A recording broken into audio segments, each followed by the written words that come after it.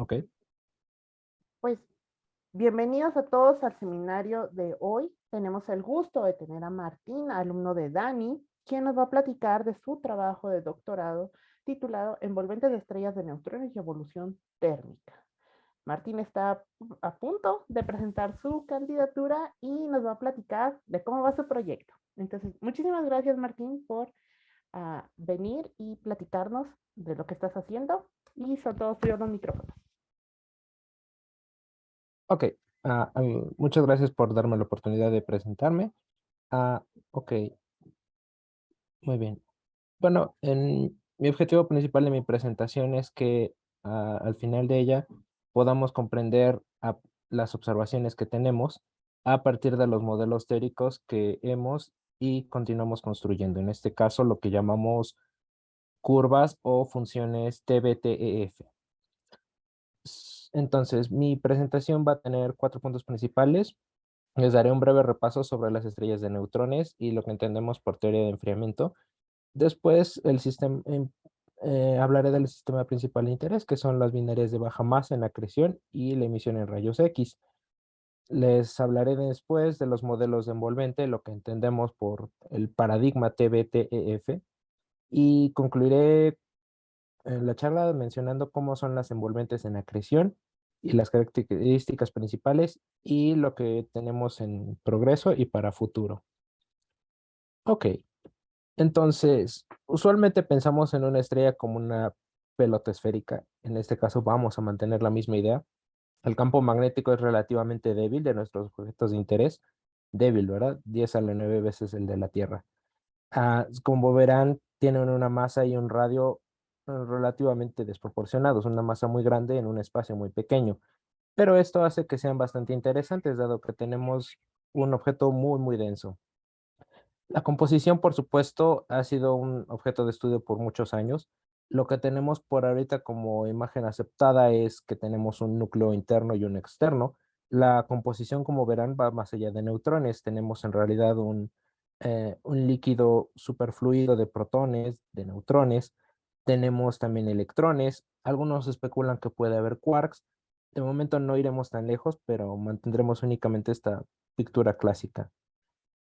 Por supuesto, si tomáramos una rebanada, obtendríamos una imagen como la que tenemos aquí. Nuevamente vemos que la mayor parte de la estrella está conformada por protones, neutrones, electrones, pero tenemos una fina capa en la superficie. Esta fina capa, que como verán es realmente pequeña en comparación al tamaño, es la que nos va a interesar el día de hoy porque es en esta fina capa donde se produce la emisión de fotones y por supuesto también de neutrinos. Aunque bueno, ellos ya saben que son bastante evasivos. Básicamente lo que hacemos en la teoría de evolución térmica es resolver una ecuación como la que tenemos aquí. Menciono una porque en realidad estamos acoplando la estructura con la temperatura de nuestra estrella y por supuesto la luminosidad. A fin de cuentas, obtenemos una ecuación de este estilo. Y por supuesto, podemos pensar que por ser parcial de orden 2 tenemos diferentes tipos de soluciones. La primera es únicamente una función dependiente del tiempo y del espacio, que no necesariamente se divide como una suma de dos contribuciones. Hay, por supuesto, soluciones de tipo estacionario, las cuales, como sabemos, tienen una perturbación que desaparece en el tiempo, y otras que van a ser puramente espaciales, que son las TDR.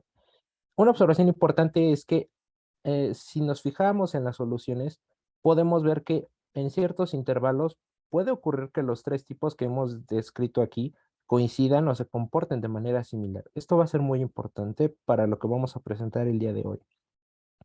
En lo que llevamos de teoría de evolución térmica para objetos aislados, digamos que tenemos un buen acuerdo con las observaciones. En este caso utilizamos relatividad general. Los parámetros que tenemos aquí son de superfluidez y también de presencia de elementos ligeros en su superficie. Como vemos, la microfísica impacta demasiado en nuestra comparación con las observaciones, pero lo que podemos ver es que hay un muy buen acuerdo entre uno y ellos. Variando parámetros es cierto, algunos se puede esperar, como por ejemplo la masa de una estrella, pero hay un excelente resultado por el momento en objetos aislados. Ahora, ¿qué pasa cuando vamos a sistemas binarios? Bueno, mi objetivo aquí es discutir únicamente un tipo de sistemas binarios, los que llamamos de baja masa y con emisión de rayos X. Estos consisten en una estrella de neutrones y en una estrella tipo Sol.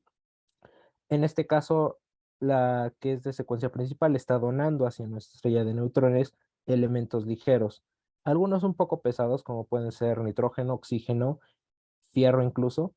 El campo magnético es relativamente débil, pero es lo suficiente para no alterar el flujo hacia el interior de la estrella o no hacerlo bastante puntual, como recordarán algunos con NICER, que se veían esas figuras de bananas. Eso no lo vamos a tener aquí o no va a ser un efecto importante para nuestra acreción. De entre los objetos de la acreción que tenemos, quizá los más interesantes para nosotros y nuestra teoría de evolución térmica es la acreción transitoria. ¿Por qué? Porque estos son episodios en los cuales la acreción cae hacia la superficie, pero eventualmente se detiene esto. Dado que es resultado de una inestabilidad del modelo de inestabilidad de disco que tenemos, podemos observar estos periodos de quietud en los cuales hay poca acreción o definitivamente no hay. No obstante, podemos ver, como tenemos aquí en esta gráfica, que en los periodos de acreción la luminosidad incrementa drásticamente. En los de quietud, dado que no hay acreción, la envolvente se va relajando. Y eso es importante porque nos va a permitir hacer una comparación con nuestros modelos teóricos. Ahora, el hecho de que haya una acreción y haya una quietud no significa que la estrella no reaccione en esos periodos de acreción. Tenemos estos estallidos de rayos X que son incrementos bastante puntuales y los vemos en el espectro de la luminosidad. Sus características, por supuesto, dependen de la tasa de acreción en la cual tenemos. Este es otro punto importante. De entre estos estallidos, no obstante, podemos identificar los tradicionales y hay otros que llamamos super e hiperestallidos, los cuales son incrementos enormes en temperatura, muchos más que los tradicionales que observamos por la reacción de nuestra superficie. Al día de hoy se supone, o el modelo más aceptado, es que esto se debe a quemado explosivo de carbono y oxígeno o incluso neón. Entonces, ah, aquí no obstante vamos a tener un paradigma diferente debido al intentar modelar estos sistemas, el llamado problema del shallow heating, el cual hablaré más adelante. Ahora, vamos directamente a qué es este paradigma del TBTF. Regresando un poco en el tiempo, cuando estudiaban el enfriamiento de manera consistente o de manera total, es decir, no hacían simplificaciones, aproximaciones, lo que observaron, como lo tenemos aquí en esta figura, que es de un paper, digamos, relativamente antiguo, hace casi 40 años, lo que tenemos son curvas de enfriamiento de nuestra estrella, en este caso a diferentes densidades, y lo que podemos o en lo que nos vamos a enfocar mucho es en la zona de baja densidad. ¿Por qué?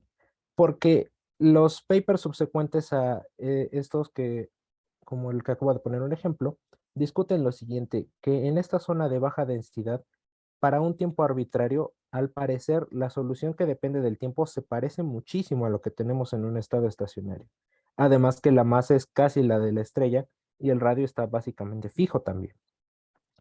Entonces, recordando esta observación de que en ciertos intervalos se pueden parecer las soluciones, y después de un análisis un poco más formal, en 1983 se introduce este paradigma del TBTF. ¿En qué consiste básicamente? En que TF, como recordarán, está relacionado con el flujo que sale de la estrella. TB es la temperatura a una cierta densidad, en este caso es del orden de 10 a la 10. ¿Cuál es la idea de este paradigma? Precalcular soluciones en estado estacionario, después ponerlas de manera tabulada o de manera analítica y utilizarlas como condición de frontera para únicamente modelar en el tiempo la evolución del núcleo. Esto dio buenos resultados hasta 1997 aproximadamente, cuando se empezó a discutir que probablemente el fierro no es lo único que hay en la superficie, que puede haber algo más ligero como hidrógeno, helio o incluso carbono. ¿Cómo llegaron ahí? Ese es un misterio del cual eh, en sistemas aislados no vamos a profundizar demasiado, pero es importante saber que la acreción se piensa que es uno de estos principales candidatos para eh, acretar estos elementos ligeros. ¿Qué podemos ver? Que hay en este caso los modelos que tenemos en la derecha son los precalculados y que ciertamente si los vemos de un análisis visual se parecen muchísimo a lo que tenemos en nuestros modelos autoconsistentes. Por supuesto, este paradigma nos induce a crear estas tablas o estas funciones TBTF, que como podrán ver aquí es una manera muy simplificada, de hecho, y bastante eh, sencilla de implementar, en el cual vamos a dar una condición, digamos, una temperatura en un núcleo y obtenemos una temperatura efectiva de lo que vemos. Lo que podemos ver aquí también es que la composición a diferentes densidades y, por supuesto, el tipo de ion que estamos considerando va a impactar en la temperatura efectiva que podamos escoger. Ahora, ¿qué pasa cuando vamos a las envolventes en acreción? En principio tenemos algo similar, vemos en quietud los puntos. Si utilizamos algunas de estas relaciones TBF, empiezan o tienen buenos resultados con lo que observamos. La cuestión ¿es posible modelarlo en quietud con este paradigma del TBTF? En principio sí, pero, pero, ajá, todavía está en construcción. ¿Y por qué? Bueno, lo que podemos decir es que para modelar de manera más precisa la envolvente en acreción, tenemos que hablar de dos zonas. Tenemos una que está acretada y otra que está siendo comprimida. Una cuestión que sí es muy, muy importante es, ¿acaso lo que observamos por primera vez como un estallido es en realidad el primero que ocurre en la vida de nuestra binaria? En realidad no lo sabemos. Es decir, es cierto, podemos comprender de manera teórica lo que pasa a casi cualquier M, es decir, la materia secreta eventualmente se desarrolla en inestabilidad térmica y estalla en forma de un rayo X. Eso pasa a casi cualquier M. El problema es que, por supuesto, aunque lo podemos modelar y seguir modelándolo por mucho tiempo en una computadora, como podemos ver aquí, y por supuesto, depende de lo que pasa con la tasa de acreción, si es muy alta o si es muy baja, vemos que va a haber estallidos de manera recurrente, aunque eso es cierto, es probable que la historia de la composición no se estemos privados de ella. ¿Por qué? Porque a medida que pasa el tiempo, la composición va cambiando. En este caso, si vamos quemando elementos ligeros, vamos acumulando elementos pesados. Esos elementos pesados va a tardar un buen rato para, por supuesto, que lleguen a densidades más altas y en este caso que reemplacen lo que había originalmente y también los episodios que vamos a ir viendo en el tiempo, ¿no? Si no tenemos alguna manera de saber la historia total de la estrella, va a ser difícil y eso va a complicar un poco cómo modelamos o cómo entendemos nuestra estrella. ¿Qué es lo que vamos a poner de composición? ¿Por qué? Porque como sabemos, con las reacciones nucleares, la composición tiene un efecto importante. En este caso, lo que se ha hecho, al menos en la parte comprimida, tengo una duda, me parece un marcador, tengo entonces 10 minutos, ¿cierto? No sé, es el enlace de Gerardo. Gerardo, ¿qué está pasando? Porque somos pobres. Ay, este, pues es la que me dieron en la facultad, pero, ay Dios, No sé, pues es si no es la que hemos regresamos, usado ¿no? siempre. Ajá, sí. Sí, si no Ay regresamos. Dios, perdón. Ajá. No, no te preocupes, bueno, No, no hay no problema. sabíamos que ya estaban cortando las reuniones.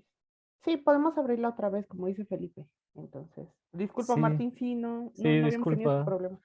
Ok, no se No, preocupen. es el link de siempre. Ok, ok, no se preocupen. Entonces, si les parece bien, voy a continuar y hasta que nos corte la Vale, sesión. vale. Ujú. Ok, entonces, de las cenizas que teníamos de los quemados previos, lo que también ha desarrollado paralelamente a esto del esquema de TBTF es el paradigma del quemado profundo. Es decir, tenemos una cierta composición de las cenizas, las cuales, conforme van siendo comprimidas por nuevos periodos de acreción, van llegando a densidades más altas y, por supuesto, van transformándose a través de reacciones, en este caso de tipo de captura de electrones, por ejemplo. Ah, una vez que llegan hasta 10 a la 11, por supuesto, según lo que teníamos en nuestro modelo previo, se van a fundir con lo que tenemos originalmente. En este caso se llamaría la envolvente original, por ejemplo. Y bueno, trabajando dentro de este esquema de que tenemos cenizas de estallidos mucho antes del que estamos observando, eh, hace algunos años, porque bueno, tomó algún tiempo en lo que preparábamos y nos aceptaron el trabajo, vimos este esquema en el cual uno de los estallidos de Maxi, que es el sistema en el cual del cual he mostrado algunas figuras, afirmamos que el estallido es consecuencia de que este material ha llegado a una densidad muy alta. En este caso, suponemos que son cenizas de quemados previos, eh, y esos quemados previos fueron empujadas y eventualmente al ser empujadas se transforman en otros elementos, en este caso de oxígeno y de neón. Y que ello, por supuesto, da origen a lo que consideramos como un hiperestallido. Como seguramente se estarán imaginando, el hecho de que, de que las cenizas lleguen a tal profundidad implica que tiene que pasar muchísimo tiempo. Entonces, en mi caso, mi aportación fue calcular esta figura que tenemos aquí para ver cuál era el destino final de estas cenizas, pero por supuesto esto hace que, de ser cierto, sea un evento que probablemente no volvamos a ver en nuestra vida porque, bueno, son demasiados años. Ahora, si nos vamos de nuevo a la superficie, es cierto, han estudiado los envolventes en acreción, pero hay una suposición bastante fuerte que se hace y que seguramente está un poco implícita en lo que hemos discutido del quemado profundo, que el interior va a ser más caliente que el exterior. Esto, por supuesto, nos ha llevado a construir un instrumento llamado el shallow heating. ¿Qué es esto? Su traducción aproximada es poco profundo, calentamiento.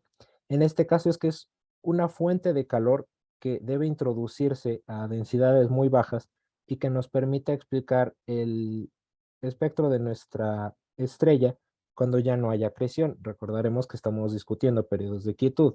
Entonces, como podrán ver aquí, si no tenemos esta fuente adicional, es poco probable que podamos modelar de manera adecuada. Ahora, este modelo de capas, es decir, recordarán que teníamos uno que habíamos llamado acreción, que tenemos elementos ligeros, ha sido relativamente bueno, pero lo que podemos ver aquí es que seguimos con el paradigma de que vamos con un interior más caliente que, que nuestro exterior. Este, por supuesto, es un escenario razonable, podemos ver que es una buena predicción, pero en este caso nos interesa también responder a la pregunta, ¿y qué pasa si, en este caso, como podrán ver aquí, modelamos de manera consistente un envolvente a densidades más bajas? Podrán ver en la parte superior que estamos aquí únicamente a densidad de 10 a la 8, como lo que teníamos con el paradigma original de TBTF. Así que ahora lo que nos interesa es ver qué pasa en la zona de baja densidad, donde estamos quemando hidrógeno y helio. Entonces, lo que hemos estado haciendo en estos meses, en primera instancia en estado estacionario puramente, es decir, independiente del tiempo, es modelar cómo se ve una envolvente que ha estado originalmente fría, por supuesto, otra que también ha estado originalmente caliente, cuando empieza a recibir acreción sobre la superficie. Lo que podemos ver en el caso de una envolvente fría, y eso es producto también de nuestro análisis con MESA, que es, como seguramente habrán oído, es un código de evolución estelar que evoluciona en el tiempo. Lo que vemos es que al acretar sobre superficies frías, vamos a tener un gradiente de temperatura y por supuesto eso induce que podamos depositar cierta cantidad de energía a menor densidad, parecido a lo que el paradigma del shallow heating nos sugiere que debe de estar pasando. En este caso también podemos ver que, a diferencia de los modelos puramente TBTF, donde era estacionario únicamente, aquí aparentemente podemos mantener esa idea. Vemos en el panel izquierdo que tenemos curvas en estado estacionario que se aproximan bastante a lo que tenemos en el modelo dependiente de tiempo. No lo modelan por completo, por supuesto, porque esta sección de conexión entre una zona y otra ocurre más bien ahí un comportamiento que depende del tiempo. Entonces, ahí hay que tener cuidado. Y por supuesto, en esta figura, ¿qué es lo que vamos a poder ver? Bueno, lo que vemos es que aquí hemos modelado acreción, digamos, hasta que el quemado se mantiene o lo que llamaremos estable, que en este caso es que alcance profundidades más altas. entre 6 y 7. Y aquí lo que pasa es lo siguiente. Incluso cuando alcanza estas densidades, lo que vemos es que la zona que originalmente está comprimida, que es fría, apenas sufre un cambio en la temperatura. Por supuesto, es una densidad arriba de 10 a la 8 donde esto ocurre.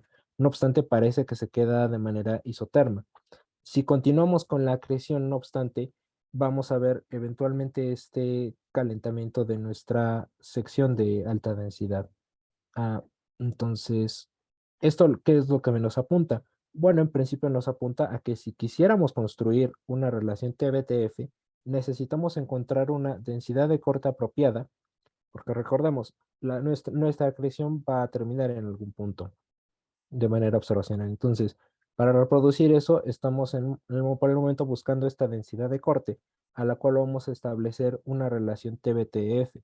No necesariamente va a ser 10 a la 10, no necesariamente tal vez 10 a la 8, pero sí una que nos permita despreciar lo que ocurre en la zona superficial, pero por supuesto, como ya ha inyectado algo de energía, vamos a tener que introducir otra relación más, que en este caso llamaríamos FDB-TEF. Eso que es la cantidad de energía que se inyecta a partir de las reacciones nucleares, adicionalmente a nuestra relación TBTF. Ese por el momento es el trabajo que estamos realizando. Bueno, en mi caso lo realizo yo como el estudiante, para posteriormente desarrollar las funciones que nos permitan incorporar al código de evolución térmica que es en School y de esta manera modelar de manera consistente. Y bueno, me Martín, parece que Martín, terminé. se va a cortar en un minuto. Sí, Ya, ya hice una reservación de otro que lo abro ahorita y te lo mandé por Telegram y lo mandé en el chat aquí la liga, ¿no? Sí, y por mail. Entonces, si quieren, cortamos aquí. Cortamos Y, aquí, creo que es un buen momento y arrancamos en un minuto. ajá, Yo sí, tengo que yo tengo que salirme de este Zoom para abrir el pues otro, nos ¿no? salimos todos y ahorita te vemos en el que enviaste. Muchas gracias, Va, Dani. sale. Bye. gracias. Adelante. Muy bien, gracias. Ok, bueno, en realidad estaba llegando a su fin mi plática. Ah, al momento estamos desarrollando estos modelos de envolventes en acreción, considerando que las condiciones iniciales eran una envolvente fría. Nos interesa también ver qué pasa cuando tenemos envolventes relativamente calientes, como las que presento por aquí. En este caso, la que está envuelta en la curva roja. Esta es parte complementaria, también parte importante para ver a qué densidad debemos hacer nuestro corte, de manera que podamos mantener eh, una relación TBTF y FTF que sea ideal para, digamos, casi cualquier escenario en el cual tengamos un flujo por debajo y lo podamos acoplar a nuestro código de enfriamiento. Entonces, pues por mi parte es todo y agradezco su atención. Muchísimas gracias, Martín. Pues empezamos con las preguntas, si quieres, en la parte de, pues, de tu trabajo y después pasamos a las sugerencias y recomendaciones. Yo sí tengo un par. Ok. Pero primero, preguntas. Entonces, abran el micrófono, suban la manita, háganse presentes. Enrique, por favor. Gracias, Martín. Oye, yo me perdí un poquito en cuál era la definición de TB. O sea, T efectiva, bueno, TF supongo que es la temperatura efectiva en la superficie, pero TB no me quedó del todo claro y por lo mismo FB luego tampoco estoy seguro de qué era. Ok. Ok. Es la temperatura a densidad 10 a la 10. ¿Y la B es de barión o de qué es? De boundary en inglés Ah, frontera. ok, perfecto. Ok, y la F es la que tienes definida entonces ahí a la izquierda. Ok, perfecto. Gracias. Sí.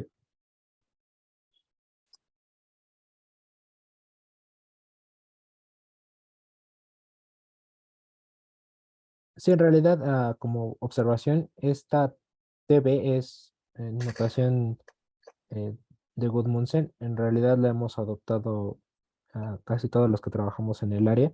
Nos resulta conveniente dado que denotamos esa transición entre la pelota gigante que llamamos núcleo, eh, aunque bueno, propiamente tenemos corteza interna, núcleo interno, externo, pero simplemente lo llamamos un núcleo y tomamos una frontera, en este caso es a 10 a la 10, y ahí ponemos nuestra anotación de TB, ROB, en otros casos radio AB, más AB, etcétera. Entonces es conveniente para esto. Ok, Por consecuencia, cuando usamos F con subíndice B, lo que vamos a denotar es el flujo a precisamente esta densidad. ok. Oye, y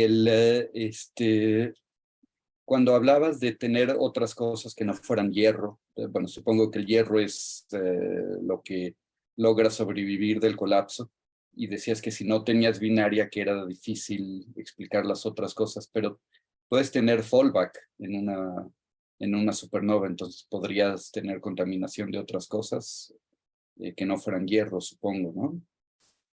Efectivamente, es Ok. también uno de los escenarios que se plantea.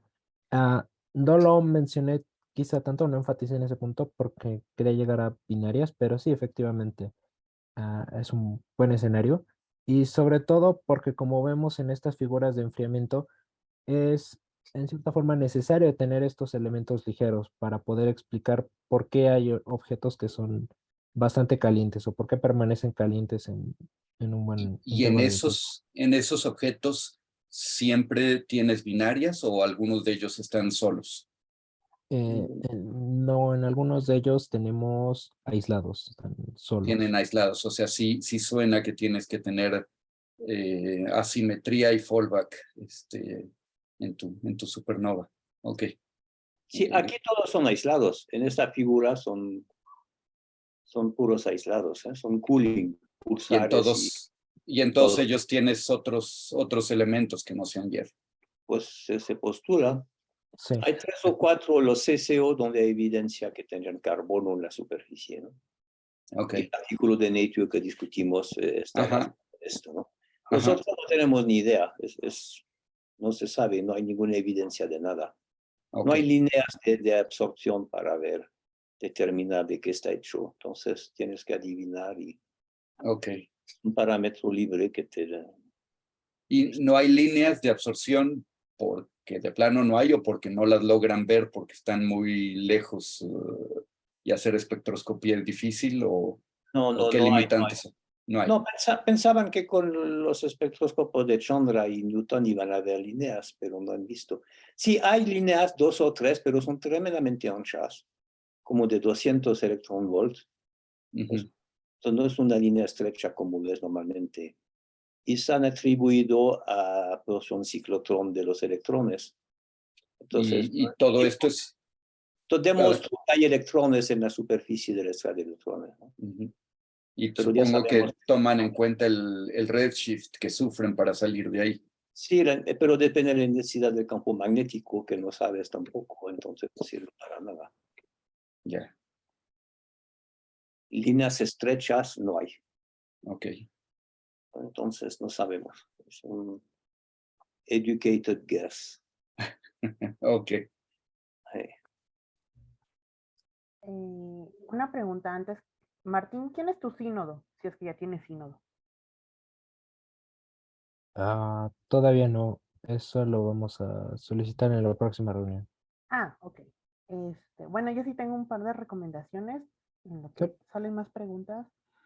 Una cosa que al sínodo le interesa muchísimo ver generalmente es cómo va tu producción científica. Entonces ya tienes un paper como coautor, eso es muy bueno. Pero si tú les pones una fecha tentativa en la que tú terminas un trabajo y lo vas a enviar y todo eso, los deja mucho más tranquilos.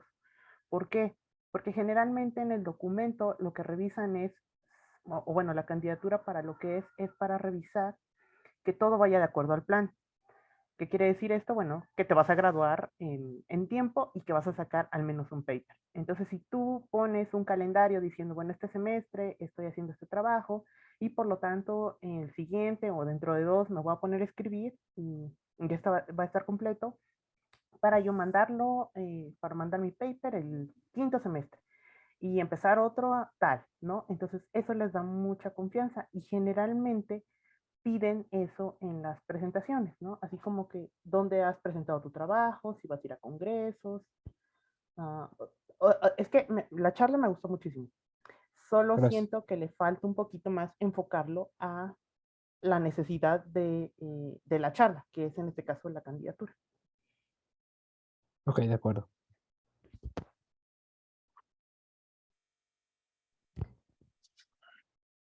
¿Más dudas, comentarios, sugerencias? Yuri, estás muy callado. Bueno, Martín, ya pensaba de dividir de crear tablas, ¿no? De dividir el trabajo sobre diversos tipos de problemas, ¿no? Sí. Bueno, ya tienes un draft, more or less, ¿no? Sí, aproximadamente. Ah, eso es maravilloso. Por ejemplo, solo puedes poner la primera página, decir que ya tienes un avance de, yo qué sé, 30, 40, 50, 70%, y que por lo tanto esperas enviarlo en tal fecha. Y eso da mucha seguridad a tu trabajo. No solamente es como que ya te estás volviendo experto en un tema, sino lo vas a materializar dentro de poco tiempo. Ok, de acuerdo. Y también que el 99% de tu trabajo no lo presentaste, ¿eh? Todo lo que has hecho de envolvente las reacciones nucleares, desarrolló una red, un nuclear network con ¿qué? 350 reacciones, no, 350 núcleos y no sé cuántas reacciones que integra todo esto. Y tú lo puedes agregar, lo vas a tener que describir para la presentación con el comité, ¿no? Sí, efectivamente. Ah, wow. Es muy Súper bien. técnico, pero sí es un trabajo enorme, ¿no? Sí, bueno, para propósito de la plática, me quería enfocar un poquito más pues bueno, en el aspecto general, por eso tal vez no lo mencioné tanto. Sí, Además que, bueno, como tal, lo que ocurrió al final es que sí, digamos, tenemos este modelo estacionario con 354 isótopos. La cuestión fue que principalmente esta zona comprimida es la que causa un poco más el problema. ¿Por qué? Porque, bueno, aunque de la parte acretada podemos simularla relativamente bien, la zona comprimida depende mucho de nuestras condiciones iniciales. Entonces, para hacer este corte y este pegamento de una parte acretada y una comprimida en puro estado estacionario fue lo que nos trajo más dificultades. Entonces, al proceder a mesa, pues únicamente quedó nuestro modelo estacionario para comparar lo que estamos observando. Por supuesto, también para predecir algunas cosas, como por ejemplo, cómo se va a ver un envolvente al final de la acreción, si la acreción continúa, y por supuesto la cantidad, el tipo de cenizas que podemos esperar de nuestros modelos. En este caso, por ejemplo, si hiciéramos un comparativo con lo que tenemos de modelo estacionario, estas partes de acá, hasta donde están las líneas puntadas, sí la podemos reproducir de manera adecuada. Todo eso está constituido por la parte acretada. De esta otra no, porque bueno, es una perturbación en la temperatura. Probablemente se pueda aproximar, pero ya no hemos explorado esa parte. Pero claro, para un examen de candidatura probablemente sea buena idea ponerlo de las reacciones. ¿Por qué? Porque el construir este modelo estacionario con reacciones me permitió conocer con mejor detalle cuáles son las reacciones involucradas, por qué hacen lo que hacen y a dónde va a parar un envolvente si tiene o no tiene algunas de estas reacciones. Eso es importante. Enrique. Gracias.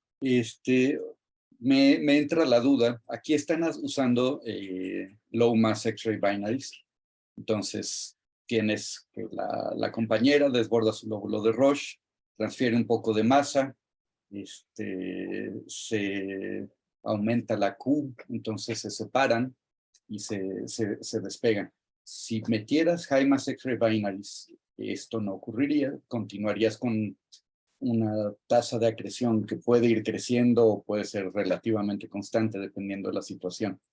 Entonces, de alguna manera forzarías el sistema y los resultados serían bastante distintos, supongo. Entonces, ¿han intentado ver qué pasaría en una de estas situaciones o no? Por el momento no lo hemos considerado.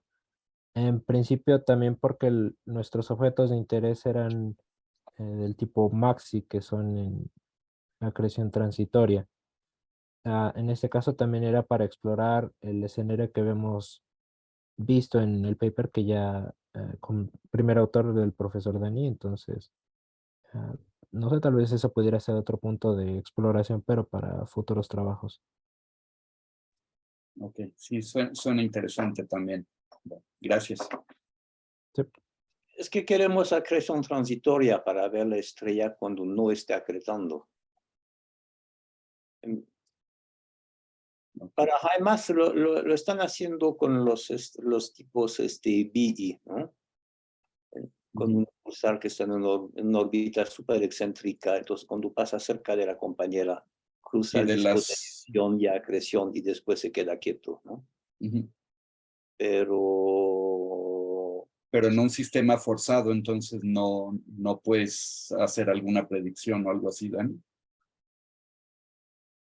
Mira, en las Bs que apenas se ve algo porque son fases de acreción no tan intensas y cortas, ¿no? No perturba tanto la estrella, pero algo se vio, pero no está claro lo que están viendo, si recuerdo bien, ¿no? Y está el pinche campo magnético que echa todo a perder. Okay. Estas no tienen campo magnético, pues es una pesadilla que no tienes que preocupar. Pero las que estén acretando muchísimo, también deberías de poder enterrar ese campo magnético, ¿no? Sí, pero quizás hasta más. Siguen pulsando, ¿no? Los sistemas BE siempre son pulsares de rayos X y hasta pulsar radio cuando no están acretando, ¿no? Pero se vuelven, digamos, supongo que estas se vuelven millisecond pulsar de estos que tienen campos como 10 a la 8, 10 a la 9. Entonces sí siguen pulsando, pero con campos del tamaño del que estás usando en este trabajo, ¿no? No, pero las B son de HIMARS, ¿no? La compañera es supermasiva. Y son las que rotan súper rápido, tienen un disco de acreción, no de acreción. Están eyectando material en el ecuador. O sea, ¿lo que te preocupa es el campo de la compañera o el campo del pulsar? El campo del pulsar es que no vas acretando uniformemente, entonces es mucho más complicado el calentamiento y cómo va a responder, ¿no? Y las fases de acreción son cortas, solamente cuando el pulsar cruza el disco de acreción y luego se sale, ¿no? Y no hay ninguna que no sea en una B, sino en, no sé, por ejemplo, una O, donde tengas una excentricidad pequeña y tengas una tasa de acreción relativamente constante, aunque sea grande. Sí, pero quieres que no haya acreción. Quieres que por alguna razón el disco de acreción se acabe, se vacíe completamente y ves la estrella. En esta figura todos los puntos azules, las partes grises es cuando está acretando. ¿Sí? Y la parte superior te muestra la luminosidad. Bueno, en realidad son los flujos de fotones y de repente desaparece, entonces deduces que no está acretando. Y abajo los puntos azules son las observaciones de Chandra Swift-Newton cuando está en quietud. Ya vas monitorando la superficie de la estrella, cómo se recompone del madrazo de la acreción, ¿no? O sea, entonces lo que tú necesitas es poder distinguir la señal térmica de la estrella de neutrones sin confundirla con la del disco, entonces. Exacto, sí. Exactamente. Que aparezca el disco y ya tienes una señal clarísima. Okay. Es que durante la acreción está como a 10 a la 37, 38 Hz por segundo. Cuando para la acreción baja a 10 a la 33, ¿no? Ok. Entonces es un 10 milésimo. Entonces de repente, por eso la parte de arriba de repente desaparece. Son datos creo que de Maxi. El All Sky Monitor o algo así, ¿no? Entonces de repente desaparece, ya no lo ven. Entonces van con Chandra y Newton, observaciones profundas y ya otra vez lo vuelves a ver, pero un puntito que apenas detectas, ¿no? Pero es la parte interesante porque ya ves cómo la estrella responde al madrazo que se le dio. Y tú supones entonces que el disco desapareció y eso supongo que viene de un cálculo de tiempo viscoso, algo así. No, simplemente que ya se fue la acreción. Bueno, se supone que ya no hay acreción, ¿no? Sí, caray. Ok. Mugroso. Al inicio no era claro. Al inicio pensaban hace muchos años que todavía estaba acretando un poquito. Y luego Pues, se dieron cuenta de que Pues, sí, lo que como ves en quieras. quietud lo puedes interpretar Nada más que como... ahora la dicho soy yo. Oye, apaga tu micrófono. Sí. Que en quietud se puede interpretar los datos como que no hay acreción y es puro relajamiento de la estrella, ¿no? Claro que es una suposición, ¿no? Pero es tan regular la curva que te dice que no es un disco de acreción que te curva en una curva bonita, así que va bajando, ¿no? Cuando está creciendo hay fluctuaciones enormes del flujo. ok. No, Aunque a veces de repente hay unos puntos que salen completamente de la curva, no en este caso, pero hay otros objetos. Entonces, bueno, de repente hay un poquito de acreción que dura unas horas, unos días, por la razón que sea, ¿no? Digo, el entendimiento de los discos de acreción es tan pobre que no se sabe por qué de repente cae algo durante las horas y deja de caer, ¿no? ahora ellos tienen clase. Pues es que en principio, por eso venía mi pregunta, del tiempo de Si ellos fueran estar viscoso del disco, pues no es algo que sea totalmente claro. Sí. Podrías tener, y bueno, también la reacción de la estrella, ¿no? Si la envolvente es convectiva, radiativa, etcétera, va a reaccionar distinto, ¿no? En vez de encogerse puede agrandarse, etcétera. Entonces, Sí. todo eso puede meter ruido, o puedes tener incluso vientos, si la estrella está cercana a llenar su lóbulo de Roche, pues no alcanza a acelerar vientos y puedes tener vientos dirigidos, etcétera. Ok. El Bueno, consenso pues, ahorita es que básicamente no hay acreción durante la quietud, ¿no? Salvo unos pequeños episodios que de repente ves dos observaciones que se salen completamente de la curva suave y bonita, ¿no? Ok.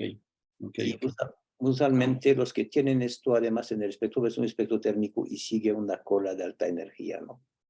Que piensan que es algo que puede ser que el show, algo está emitiendo una cola de alta energía, ¿no? Y estos yo creo que son los que de repente tienen otros eventos cortitos de acreción. Pero bueno, son cosas que les encanta a los observadores, lo van monitoreando y tratan de entender qué pasa realmente. Yo estoy feliz cuando no hay problema, ¿no? Cuando nada más la pura estrella y puedo estudiar esto ya sin perturbación externa. Ok. Bueno, hablando de esto, una otra cosa que Martín puede mencionar es que él es un malvado teórico, pero hay planes, ¿no? De juntar sus modelos con las observaciones del grupo de observadores, ¿no? De Ámsterdam y cosas así, ¿no? Ok, sí. Esos malvados teóricos, caray. pues, no sé, más comentarios, preguntas. Si no, yo creo que podemos terminar la charla aquí. Muchísimas gracias, Martín. De nuevo, tu charla fue muy clara. Se ve que la tienes muy bien entendido el tema. Se nota una evolución gigante de la última vez que nos expusiste en cuanto a la presentación, a la manera de hablar, al dominio que tienes del tema. Entonces, se nota y lo va a notar el sínodo. Yo creo que pues, tienes que tener confianza en que no vas a tener problema en la candidatura. Y cualquier Ok, cosa, pues si quieres algún otro ensayo así entre compañeros y todo, pues dinos y nos podemos volver a juntar. ok, muchas gracias. Sale, pues nos vemos el siguiente jueves para escuchar a Felipe. Muchísimas gracias a todos por venir y ahorita me encargo de pegar los videos. Cuídense mucho y nos vemos la siguiente semana. Ok, Bye. muchas gracias. Chao. Tenemos Bye. Chao, gracias.